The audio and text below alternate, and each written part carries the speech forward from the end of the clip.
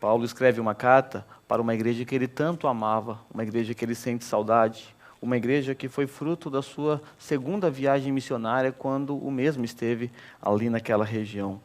Paulo conhecia muito bem esses irmãos, e nessa circunstância, Paulo vai confrontar um problema que estava acontecendo no seio daquela igreja. E é um problema que eu tenho certeza que não acontece aqui. Conflito entre irmãos. Na verdade, nós estamos diante de um assunto muito propício para os dias de hoje. Porque o conflito entre irmãos é algo que está presente em todas as igrejas. Todas as igrejas enfrenta e enfrentará esse tipo de problema. Paulo está tratando desse problema nesta carta. E é dentro daquela igreja a qual nós chamamos de igreja modelo, igreja padrão do Novo Testamento, aquela igreja que traz alegria ao coração de Paulo. Paulo vai dizer que essa igreja é a sua alegria, é a sua coroa. Paulo olha para essa igreja como um pai que olha para o seu filho e se alegra com as boas notas, com as boas atitudes, com o bom caráter do seu filho. Porém, assim como os nossos filhos, que nos trazem esse tipo de orgulho, esta igreja também falhou. Essa igreja também caiu nesse mesmo erro. Esse problema é tão sério que estava presente em todas as igrejas do Novo Testamento. Não é um problema exclusivo da nossa igreja, mas é um problema que está presente em todas as igrejas. Veja o que o apóstolo Paulo diz em Colossenses, capítulo 3, versículo 12 a 14. Portanto, como povo escolhido de Deus, santo e amado, revistam-se de profunda compaixão, bondade, humildade, mansidão e paciência. Suportem-se uns aos outros e perdoem as queixas que tiverem um contra os outros. Perdoem como o Senhor lhes perdoou. Acima de tudo, porém, revistam-se do amor, que é o elo perfeito, e que a paz de Cristo seja juiz em seu coração, visto que vocês foram chamados para viver em paz como membros de um só corpo. Na igreja de Colosso, havia esse problema. Havia desunião, havia discórdia entre irmãos, havia falta de perdão.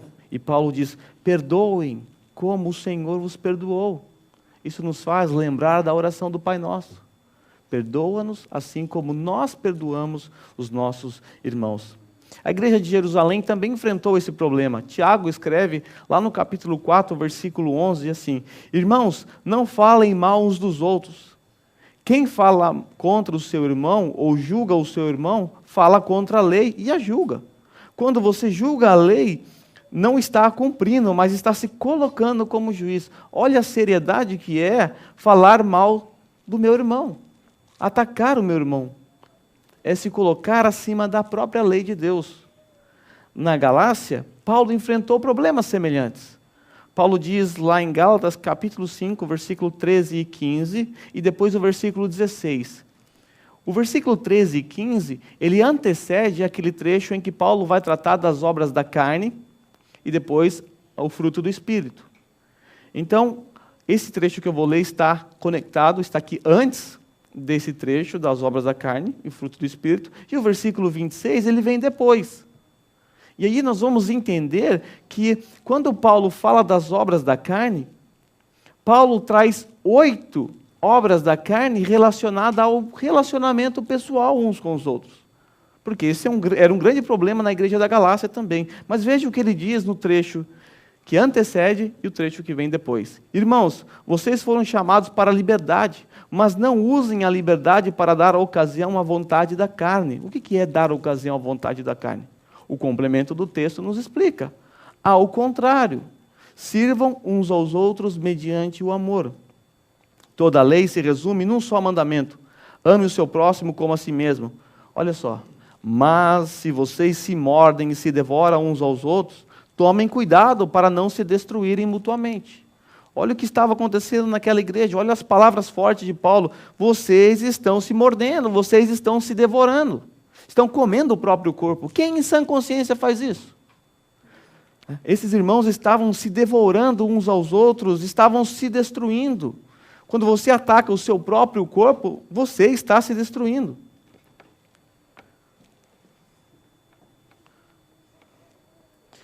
O versículo 26 diz assim: não sejamos presunçosos, provocando uns aos outros e tendo inveja uns dos outros. O que Paulo acaba de falar aqui é que, por causa dessas divergências, dessas dificuldades na igreja, os irmãos devorando uns aos outros, isso é uma prova de que não havia fruto do Espírito em alguns desses irmãos. Depois eu vou entrar nesse texto.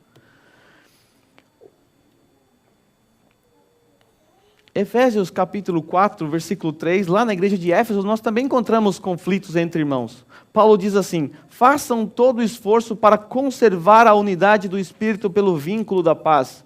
Não é que não havia unidade naquela igreja, porque a unidade ela já existe no corpo de Cristo. Foi o próprio Deus que uniu a igreja. E nesse contexto de Éfeso, quando você lê o capítulo 2, você vai ver que Deus, ele ajuntou num único lugar, num único ambiente, pessoas de tipos diferentes. Lá em Éfeso, em todas as igrejas do Novo Testamento, era comum a presença de judeus e gentios. E judeus e gentios eram povos que não se bicavam, não se davam bem. E Paulo, lá no capítulo 2, vai falar que Deus pegou esses dois povos e deles fez um único povo.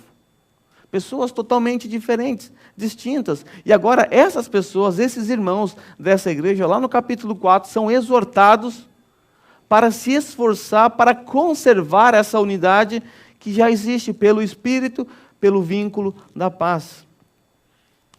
Não pode faltar a igreja de Corinto, né? A problemática da igreja de Corinto não pode faltar nessa lista de problemas.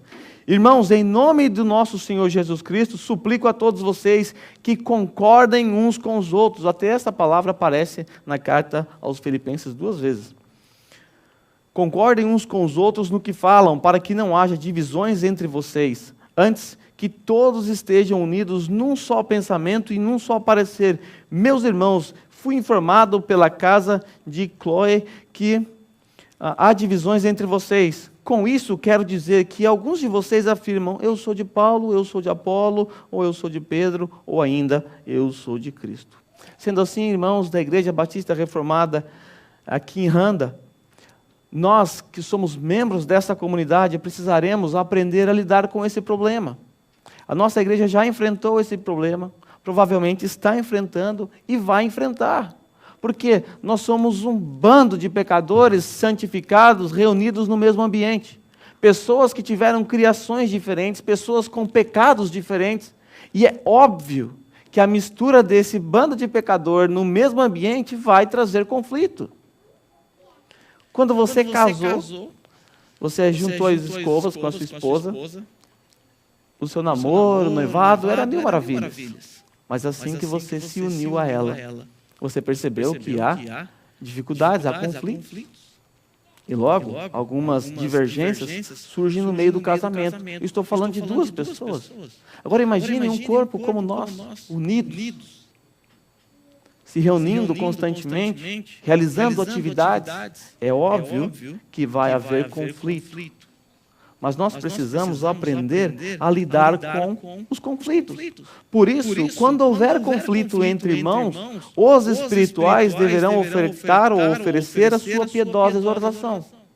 Essa é a ideia aqui do texto. Quando os irmãos estiverem em conflitos, os que forem espirituais deverão oferecer a sua piedosa exortação. Paulo escreve esta carta depois de receber a visita de Epafrodito. Epafrodito, eu já disse a vocês, era um membro da igreja e provavelmente um dos líderes também. Esta igreja o enviou a fim de ajudar a Paulo na prisão. Epafrodito levou uma oferta enviada pela igreja, essa igreja sustentava Paulo, já não é a primeira vez, e Paulo, no fim desta carta, vai agradecer por essa oferta. Paulo também recebeu de Epafrodito encorajamento e informações sobre a vida daquela igreja. Como eu disse, Paulo era o fundador daquela igreja. Ele começou aquele trabalho na casa de Lídia. E Paulo certamente perguntou a Epafrodito a respeito da igreja, daqueles irmãos que ele tanto amava, ao qual ele diz que sente muitas saudades. Então Paulo fica sabendo que duas irmãs estavam em desarmonia. Então, nesta carta, ele envia através de Epafrodito. Nesse trecho, ele vai ofertar a sua exortação piedosa a essas duas irmãs, Evódia e Sintique, como nós veremos no verso 2. Paulo faz isso por quê? Porque a exortação piedosa é uma das marcas de um crente espiritual. É uma das marcas de um crente espiritual. O próprio apóstolo Paulo disse isso em Gálatas 6:1. Ele diz assim: irmãos, se alguém for surpreendido em algum pecado, vocês que são espirituais deverão restaurá-lo com mansidão. Então, ofertar ou oferecer a nossa exortação piedosa é um sinal de espiritualidade em nossa vida. O oposto também é verdadeiro. Não exortar piedosamente é sinal de imaturidade espiritual, assim como exortar pecaminosamente também o é. Guarde isso em sua mente. Existem 2 tipos de exortação. 2 tipos, com 2 P's para facilitar a memorização. A exortação piedosa e a exortação pecaminosa. Não existe meio termo. Ou a sua exortação é pecaminosa ou é piedosa. A exortação piedosa ela é marcada pelo desejo de restaurar. É o que está escrito em Gálatas 6:1. Vocês que são espirituais deverão restaurá-lo com mansidão. Então a exortação piedosa é marcada por esse desejo. O desejo de ganhar o irmão, de restaurar o irmão. E logo vem à mente Mateus capítulo 18. Se teu irmão pecar contra ti, vai a sós com ele. Se ele ouvi-lo, ganhaste o teu irmão. Se ele não ouvi-lo, leve 2 ou 3 testemunhas. Se ele ouvir, ganhaste o teu irmão. A intenção de uma exortação piedosa é sempre restaurar o irmão. Não colocar o irmão no fundo do poço. Então devemos restaurar o irmão com mansidão. Mansidão está na lista do fruto do Espírito. Já a exortação pecaminosa, ela é marcada pelo desejo de destruir o próximo com, agora eu vou usar antônimos de mansidão, braveza, aspereza, maldade, cólera, fúria, crueldade, grosseria, rudeza, rispidez.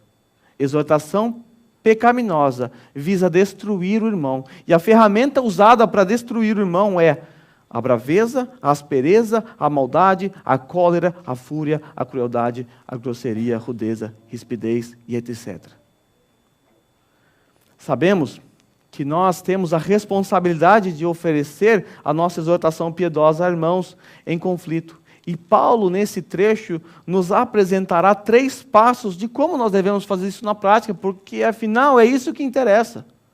Se vamos ter conflitos no nosso meio, como provavelmente temos, nós, os que somos espirituais, precisamos aprender a lidar com isso. Paulo, então, vai nos dar alguns passos. O primeiro passo que nós devemos fazer é preparar o terreno. O primeiro passo é você preparar o terreno antes de lançar as sementes da exortação piedosa. Temos que preparar o terreno. E daqui nós vamos extrair uma sabedoria das Sagradas Escrituras. Como nós devemos chegar no irmão? Como? Paulo vai nos mostrar isso. No versículo 1 aqui, de capítulo 4, versículo 1, nós temos tanto uma conclusão do capítulo anterior como a introdução deste novo. A palavra, portanto, que aparece aqui, ela é uma conjunção coordenativa que indica a conclusão de uma ideia anterior e uma preparação para uma nova ideia. Por isso, no sermão passado, eu terminei com esse versículo e agora vou começar com esse. Paulo termina a sessão anterior e ele se prepara para a próxima sessão. Paulo diz: meus irmãos. O apóstolo Paulo, ele vai ofertar a sua exortação piedosa a esses de Filipos porque eles são seus irmãos. Eles foram colocados no corpo de Cristo. Esta é a razão pela qual nós devemos ofertar a nossa exortação piedosa. Porque vocês são meus irmãos, eu tenho responsabilidade de exortá-los. Porque vocês são meus irmãos, ou vocês também têm responsabilidade de ofertar a sua exortação piedosa. Essa exortação, ela não foi somente para essas 2 irmãs, Evódia e Sintique. Mas essa exortação, ela resvala em toda a igreja e liderança de forma velada. Porque, ao que tudo indica, esse era um problema muito antigo naquela igreja. Evódia e Sintique já estavam em desarmonia há um bom tempo. E isso estava trazendo tristeza à igreja, estava minando a alegria da igreja. Epafrodito viaja, fica doente, quase morre, retorna, ou seja, quase pelo menos 3 meses, ou quase 4 ou 5 meses, Epafrodito retorna, e o problema ainda persiste. A prova disso é que a carta chegou até nós, esse trecho. Então nós temos aqui o apóstolo Paulo exortando não só a Evódia e Sintique, mas a toda a igreja de Filipos e a toda a igreja de Randa. Porque nós somos irmãos, nós devemos exortar piedosamente os nossos irmãos, a fim de ganhá-los, a fim de restaurá-los. Mas antes de Paulo oferecer a sua exortação piedosa, ele faz isso aí, meus irmãos. Porque vocês são meus irmãos, eu vou te exortar. E aí Paulo continua preparando o terreno. Meus irmãos a quem amo. Paulo deixa bem claro que a sua exortação é fundamentada em um único sentimento: o amor. Pois se não for assim, certamente a nossa exortação será pecaminosa. Se a nossa exortação não for fundamentada no amor, certamente, sem sombra de dúvidas, a nossa exortação é pecaminosa. E Paulo continua cavando aqui nesse terreno, preparando o solo. Ele diz: de quem eu tenho saudades? Paulo já disse isso no capítulo 1, versículo 8, evocando Deus como testemunha de como ele sente saudades daqueles irmãos. Olha, eu amo vocês, vocês são meus irmãos, eu sinto saudades de vocês. Paulo está preparando o terreno. Paulo não chega dando voadora, rabo de arraia. Paulo começa a preparar o terreno. Olha, o que eu vou falar a vocês, igreja, é porque vocês são meus irmãos, é porque eu amo vocês, e eu sinto tanta saudade de vocês, eu gostaria de estar aí para falar essas coisas, mas eu não posso, estou preso. Paulo continua preparando o terreno. Vocês são a minha alegria. Nós estamos diante da carta da alegria. Paulo está dizendo que esta igreja é a sua alegria. Paulo diz também que essa igreja é a sua coroa, é a minha alegria e a minha coroa. No sermão passado, nós vimos que Paulo ele usou essa analogia de um maratonista. O maratonista é aquele que corre a fim de cruzar a linha de chegada e ser premiado com aquela coroa de louro. Paulo está dizendo: meu maior prêmio são vocês, ó filipenses. Vocês são o meu tesouro. Vocês são a minha coroa. E Paulo reforça no final também que eles são amados. Permaneçam assim firmes no Senhor, ó amados. Ou seja, pelo fato de serem meus irmãos, pessoas que eu amo, que eu sinto saudade, pelo fato de vocês serem a minha alegria, meu prêmio, eu não posso deixar de ofertar a minha exortação piedosa. Nós temos a responsabilidade de exortar, porém, não devemos nos esquecer que a nossa exortação deve ser piedosa. O nosso único objetivo em ofertar a nossa exortação é ver o nosso irmão restaurado. Se assim não for, a sua exortação é pecaminosa. Com isto, Paulo prepara os corações dos seus receptores para receber essa exortação que será feita no verso seguinte. Mas por ora, nós aprendemos que uma exortação piedosa é fundamentada no amor para com o meu irmão. Aprendemos também que devemos ser sábios, preparando o terreno antes de lançarmos as sementes da exortação piedosa. Devemos mostrar que amamos, por isso exortamos. Algumas vezes, quando eu quero falar com alguém, e a gente tem que mandar texto às vezes, e é muito ruim mandar texto, porque texto pode ser mal interpretado, né? Às vezes a pessoa fala: você não chegou ainda? E a pessoa entende que você está bravo com ela, né? Nem foi essa a intenção. E a pessoa responde bravo, aí você não entende, responde bravo, e aí começa o conflito.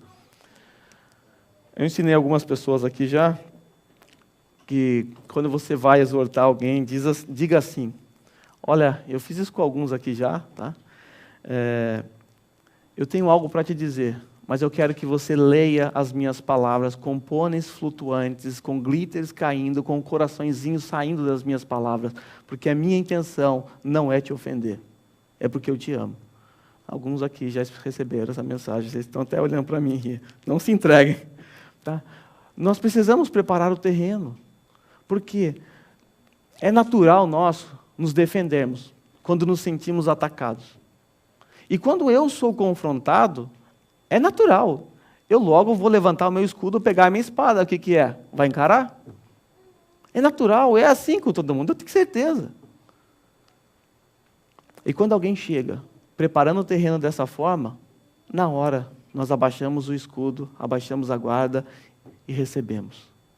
Por quê? Porque nós sabemos que quem está falando porque nos ama e quer o nosso bem.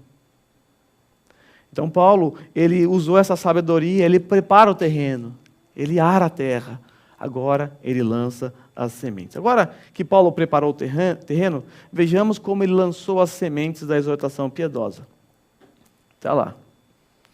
O segundo passo é exortando.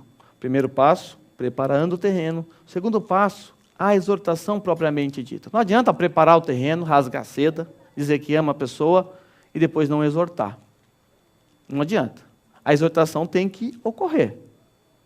Se o seu irmão está em pecado e você é espiritual, ou seja, dentro do contexto de Gálatas, se você tem em sua vida o fruto do Espírito, que está presente aqui nesse trecho aqui, toda hora vai aparecer o fruto do Espírito aqui. Um deles, um dos gomos aqui. Se você é espiritual, você tem que fazer exortação. Por quê? Porque você quer restaurar o irmão. Aí no versículo 2 nós temos a exortação propriamente dita. Paulo diz, o que eu rogo a Evódia e também a Síntique é que vivam em harmonia no Senhor. Na verdade, na Almeida e até mesmo no grego, nós lemos assim, rogo a Evódia e rogo a Síntique. A NVI também dá a entender isso, mas ela colocou apenas um rogo aqui, mas no grego você tem um para cada irmã. Paulo, ele era o grande líder, o plantador dessa igreja, alguém que nessa circunstância está preso pela causa do Evangelho. Mesmo assim, Paulo não dá uma ordem a essas irmãs. E Paulo roga, ele suplica a essas irmãs que façam o quê? Que se harmonizem no Senhor.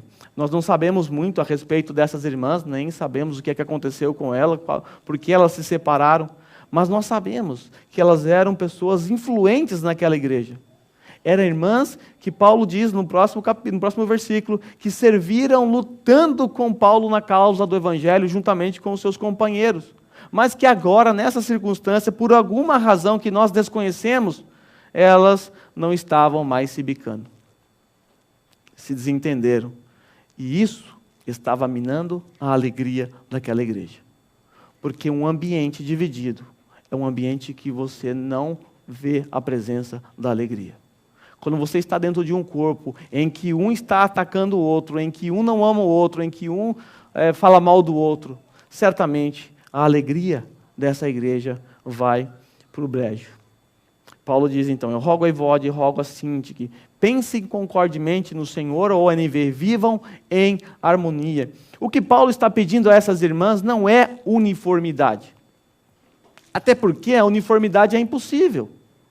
Como eu disse, cada um aqui foi criado de um jeito, cada um aqui gosta de coisas diferentes, tem uns que gostam de comida indiana, tem uns que gostam de churrasco, cada um gosta de um tipo de comida, até de jiló tem gente que gosta, né, irmã Sumê? Cada um tem o seu gosto, o seu estilo de vida, foi criado de uma forma. É impossível ter uniformidade. Uniformidade você vai encontrar nos países comunistas, onde todo mundo tem que andar igualzinho, o mesmo corte de cabelo. Não é isso que Paulo está propondo. Paulo pede a essas irmãs unidade. Mas como é possível essa unidade em meio a uma pluralidade de gostos e opiniões? O segredo, sabe onde é que está? Adivinha? No Evangelho. Paulo diz assim, vivam em harmonia no Senhor. O que essas irmãs precisam fazer é se sintonizar na mesma frequência do Evangelho. Eu gostei da tradução da NVI que traz harmonia. Paulo não está, harmonia é usado para música, tá, também. Paulo não está pedindo para que essas duas irmãs toquem o mesmo instrumento. Isso seria uniformidade. Numa banda, cada um toca um instrumento diferente. E a harmonia. Por quê? Porque todos tocam a mesma nota. O que Paulo está pedindo não é toquem apenas violão, mas tudo bem que cada um toca o seu instrumento, é assim que tem que ser. Porém, afinem os seus instrumentos com as notas celestiais. Se você vê uma orquestra afinando os seus instrumentos, o pianista ele dá a nota. E todos afinam de acordo com a nota do pianista. O que Paulo pede é que elas sintonizem-se no Senhor. Ambas precisam alinhar a sua visão ao Evangelho para entrarem na mesma sintonia. E isso, irmãos, não significa que essas irmãs não conheciam o Evangelho, que elas não eram salvas. Claro que não, não é isso. No verso seguinte, Paulo vai dizer que elas lutaram ao seu lado na causa do Evangelho. Paulo as chamou de irmã, lá no versículo anterior. O que aconteceu com ela é o mesmo que acontece conosco quando nós passamos por essas dificuldades. Quando nós enfrentamos a desarmonia com relação a outro irmão. O que aconteceu com ela foi que elas se esqueceram de colocar as lentes do Evangelho, de olhar para o Senhor, de ver a unidade que o Evangelho traz para o corpo de Cristo, mesmo em meio às divergências, os pensamentos contrários. Nós aqui podemos ter gostos diferentes, gostar de coisas diferentes, ter sido criado de forma diferente, mas todos nós só encontraremos unidade se nós nos harmonizarmos no Senhor, no Evangelho. Paulo diz, lá em Efésios capítulo 4, versículo 1, 3, o seguinte: como prisioneiros no Senhor, rogo-lhes que vivam de maneira digna da vocação que receberam. Essas irmãs, elas se esqueceram de viver de maneira digna da vocação que elas receberam. O que é viver de maneira digna da vocação que receberam? Que vocação é essa? Lá em Éfeso, o contexto é que elas foram salvas. Elas foram salvas por Cristo, pelo Evangelho. Elas se esqueceram de viver de maneira digna da sua vocação. Paulo diz assim, lá em Éfeso ainda: sejam completamente humildes, dóceis e sejam pacientes, suportando uns aos outros com amor. Olha aí. O que faltou para aquelas irmãs, certamente foi humildade, ser dócil uma com a outra, paciência, não suportar uma a outra com amor. Aí Paulo diz, façam todo o esforço. O texto que nós lemos, nós temos que nos esforçar. É uma disposição mental, nós temos que nos esforçar para conservar a unidade que o próprio Espírito Santo criou, gerou na igreja. Pelo vínculo da paz, para que haja paz. Paulo mostra nesse capítulo que os irmãos de Éfeso devem ser humildes, dóceis, pacientes, suportar uns aos outros em amor e se esforçar pelo fato deles terem sido salvos. Salvos.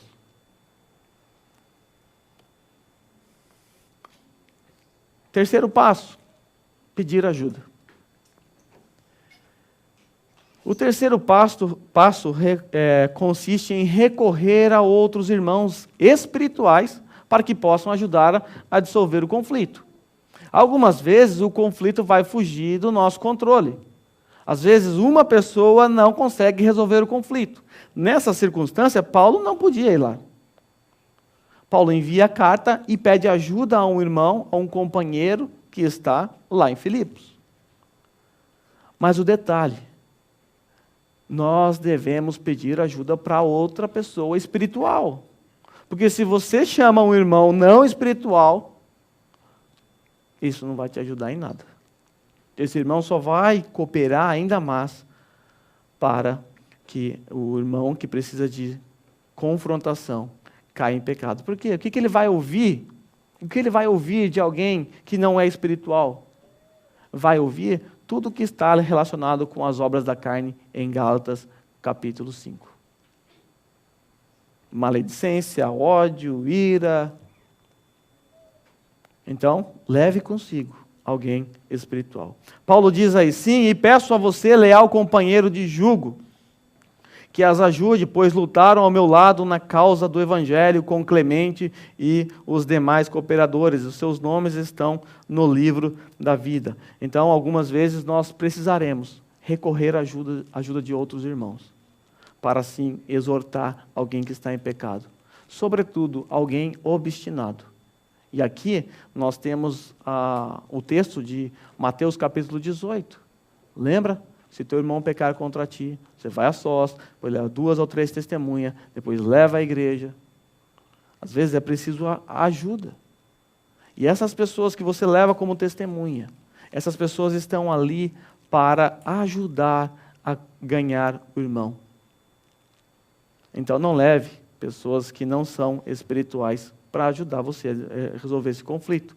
Isso certamente vai trazer mais conflito. Geralmente, irmãos se unem para semear mais discórdia, ao invés de se unir para desfazer a discórdia. E quando alguns irmãos se reúnem para falar do outro, brotam discórdia, difamação. Nós devemos nos unir como o corpo de Cristo para restaurar os nossos irmãos. Tem uma expressão no Brasil que nós usamos, é como dar um tiro no pé. O que é dar um tiro no pé? Quem aqui em sã consciência faria isso? Quem aqui em sã consciência pega aí uma faca e fica se machucando? Vocês fazem isso? Se vocês fizerem, procura um médico. Você tem aquela unhinha, aquele pezinho, aquele dedinho do pé lá, pequenininho, feinho, que só serve para nascer unha feia e bater na quina da mesa? Quando você está com esse dedo feio, que parece que não serve para nada, machucado, você não o protege? Você não toma cuidado para não bater em outro lugar, na mesa, na cadeira? Por que você se preocupa com um dedinho tão feio que parece que não serve para nada? Sabe por quê? Porque se você o machucar, vai doer no seu cérebro. Se você estiver com essa unha encravada, infeccionado, inflamado, e você derrubar um copo em cima, você vai pular igual um saci, porque vai doer na sua alma. É assim que nós devemos olhar para o corpo de Cristo.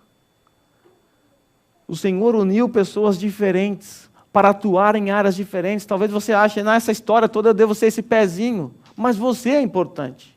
E todo o corpo deve olhar por você, olhar para você e cuidar de você. Devemos cuidar de todos.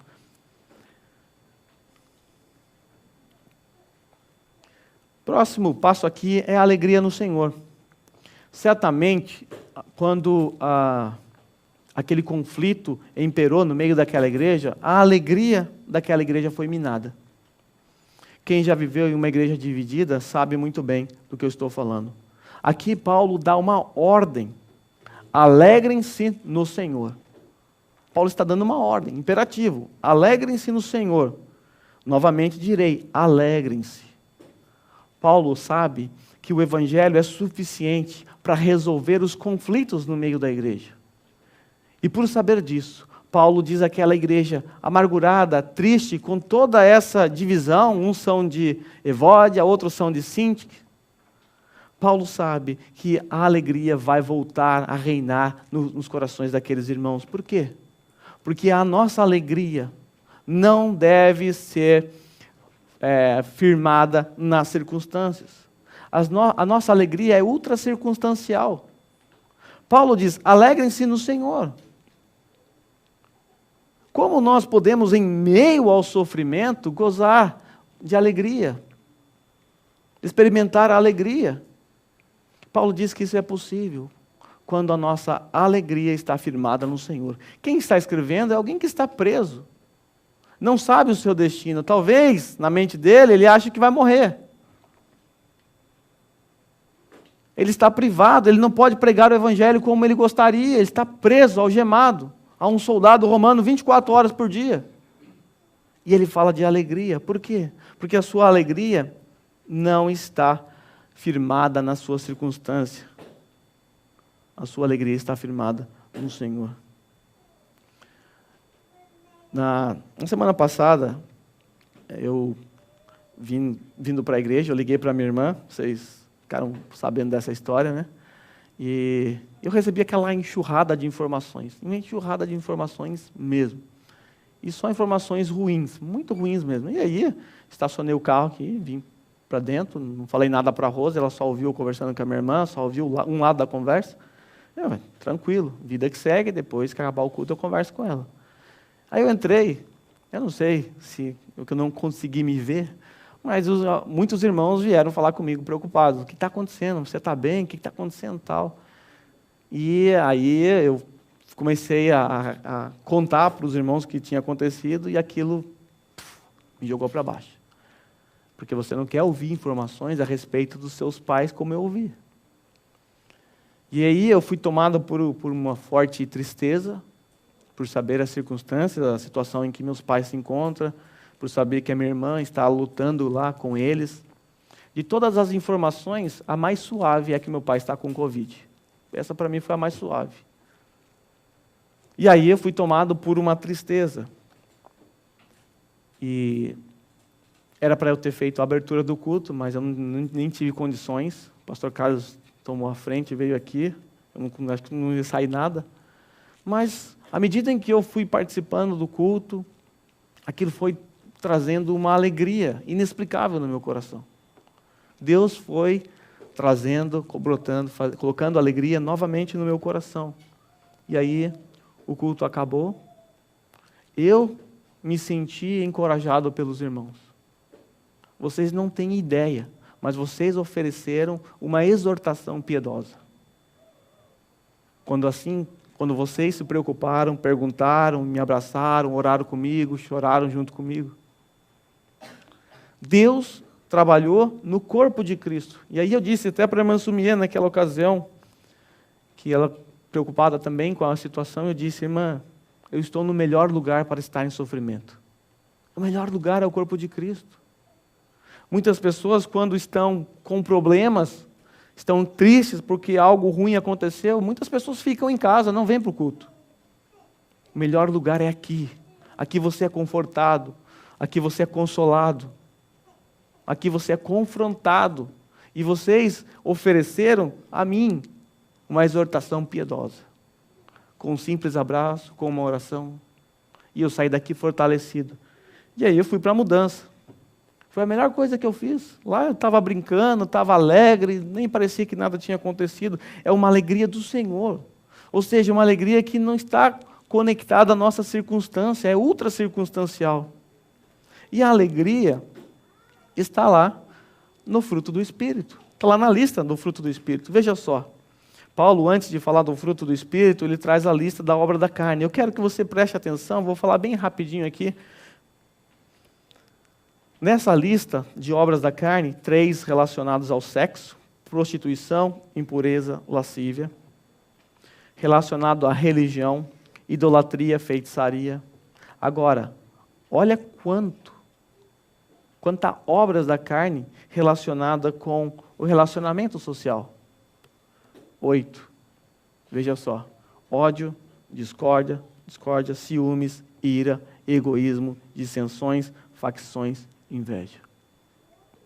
Esse era o problema na igreja da Galácia também. Lembra? Vocês estão se mordendo, vocês estão se devorando, vocês vão se destruir mutuamente.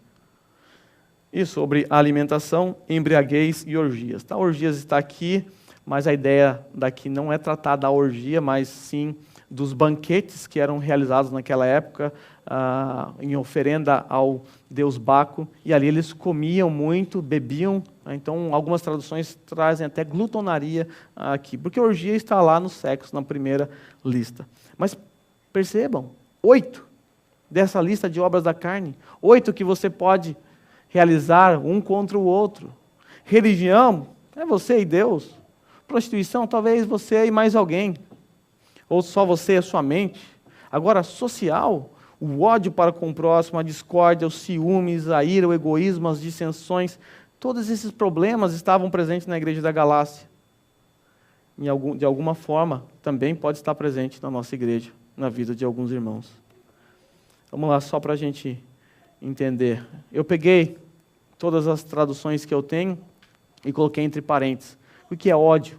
Inimizade, discórdia, contendas, brigas, porfias, ciúmes, emulações, competições, rivalidade, ira, acesso de raiva, egoísmo, discórdia, ambição egoísta, pelejas, dissensões, desunião, que é o que estava acontecendo com as irmãs Evódia e Sintique, facções, que é o que aconteceu na igreja de Corinto e também aconteceu na igreja de Filipos, facções, divisões, heresias e inveja. Então Paulo traz essa lista e depois Paulo traz o fruto do Espírito, que também pode ser dividido em 3, 3 e 3. Deus, amor, alegria e paz. O amor que vem de Deus para conosco, o amor que Deus coloca nos nossos corações para com os nossos irmãos, a alegria que está no Senhor e a paz produzida pelo próprio Deus. Por isso eu posso ter paz com vocês, porque Deus, em Cristo Jesus, Ele fez a paz comigo e com o Pai. Social, longanimidade, benignidade, bondade. Isso para nós, fidelidade, mansidão e domínio próprio. Perceba?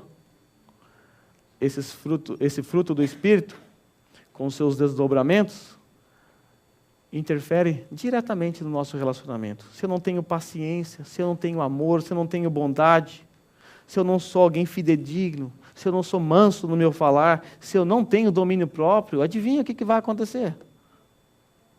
Conflito. Mas o Deus do amor nos traz alegria e nos oferta a paz. É possível ter a paz uns com os outros. Para isso é preciso nos sintonizarmos, afinar os nossos instrumentos ao Evangelho. E aí nós temos o amor revelado. Versículo 5, Paulo diz: seja a amabilidade de vocês conhecida por todos, perto está o Senhor. Paulo agora fala do amor. Seja o amor de vocês conhecido por todos. Que as pessoas, ao olharem para vocês, vejam amor presente dentro dessa igreja. É muito triste mesmo, quando os incrédulos olham para a igreja e veem uma igreja totalmente desunida, totalmente rachada. Uma igreja que os membros não se amam, que os membros não se preocupam uns com os outros, que os membros, na verdade, nem são discípulos de Cristo. Jesus disse lá em João capítulo 13, 34 e 35, um novo mandamento lhes dou, amem uns aos outros. Como eu os amei, vocês devem amar uns aos outros. Com isto, todos saberão que vocês são meus discípulos, se vocês amarem uns aos outros. Se vocês amarem uns aos outros, todos saberão que vocês são meus discípulos. Jesus fala, como eu vos amei, eu dei o exemplo, eu sou o mestre de vocês. O que um discípulo faz? Um discípulo é Ctrl-C, Ctrl-V do seu mestre. Ele imita o seu mestre. Jesus deu o exemplo, ele nos amou. E agora ele pede para os seus discípulos, nós aqui também amamos uns aos outros. Se assim o fizermos, a nossa amabilidade será conhecida por todos. E não se esqueça, o Senhor está perto. Paulo está evocando a presença do Senhor. Aqui os comentaristas se dividem em se será que Paulo está tratando da onipresença do Senhor, ou se é do escatom, da escatologia, do porvir. Eu particularmente entendo pelo final do capítulo 3, que realmente está falando da volta do Senhor Jesus Cristo. Mas isso fica para discussão entre os comentaristas. O fato é, o Senhor é o alvo final de tudo. Nós devemos amar uns aos outros por causa do Senhor, por causa do Evangelho. Paulo centra toda a sua exortação no Evangelho. Então nós aprendemos com o apóstolo Paulo que nós devemos, por sermos espirituais, ofertar a nossa exortação piedosa. E como nós fazemos isso? Preparando o terreno. Mostrando ao nosso irmão que vai receber a nossa exortação, que nós faremos essa exortação porque amamos, porque queremos o bem dele, porque estamos preocupados com o seu bem-estar. E depois, então, temos que oferecer a nossa exortação piedosa. Se nós não conseguirmos resolver esse problema sozinho, devemos pedir ajuda de outros irmãos espirituais.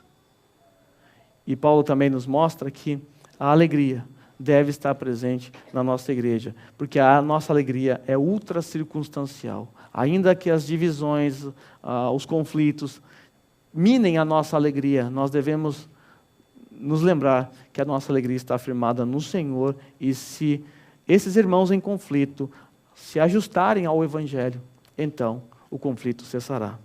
Paulo diz também que nós devemos amar os nossos irmãos, e com isso daremos a demonstração de que somos discípulos do nosso Senhor Jesus Cristo, porque Ele nos amou primeiro.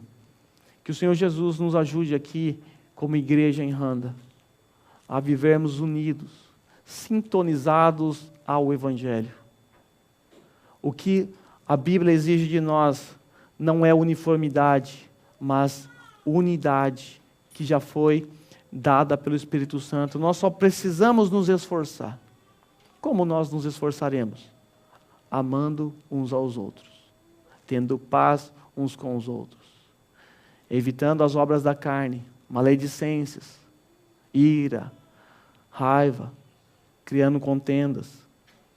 A pior coisa que podemos fazer é gerar contenda entre irmãos. Esta é a pior desgraça para uma igreja.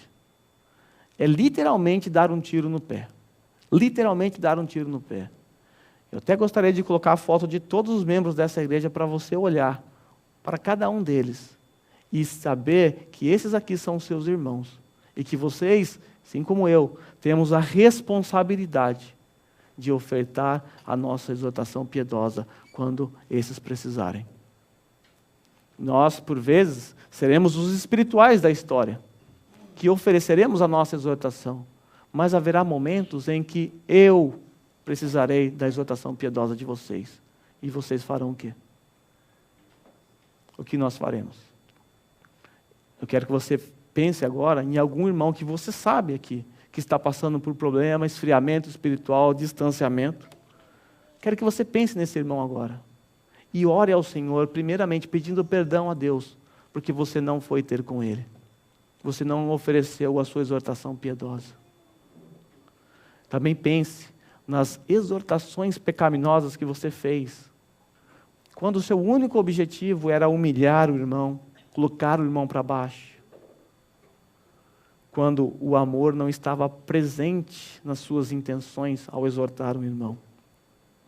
Com isso em mente, eu quero chamar os irmãos aqui, nós vamos cantar no 566, enquanto eles estão vindo, eu vou ler para vocês estarem cientes, podem vir, vocês estarem cientes do que vocês vão cantar. Jesus, pastor amado, contempla-nos aqui, concede que sejamos um corpo só em Ti. Intrigas e contendas queremos evitar, e em paz nós desejamos o Teu culto celebrar. Pois sendo resgatados por Ti, ó Salvador, queremos ser unidos por um fraterno amor. Humildes perdoando as faltas de um irmão, os fracos ajudando com branda compaixão. Jesus, querido Mestre, ensina-nos a amar, seguindo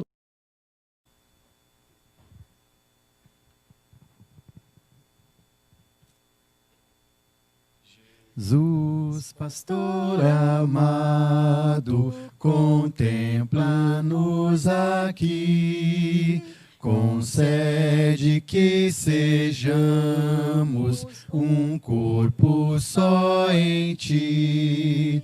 Intrigas e contendas queremos evitar, e em paz nós desejamos Teu culto celebrar. Pois sendo resgatados por Ti, ó Salvador, queremos ser unidos por um fraterno amor, humildes perdoando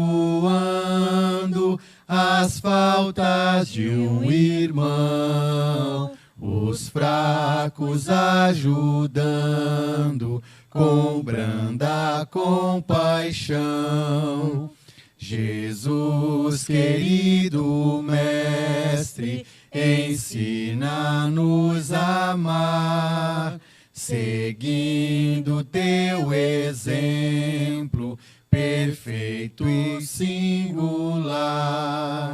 Oh, quanto carecemos do auxílio Teu, Senhor, a fim de que vivamos unidos em amor. Se a Tua igreja toda andar em santa união, então será bendito o nome de cristão. Aquilo que pediste em nós se cumprirá, e assim o mundo inteiro a Ti conhecerá.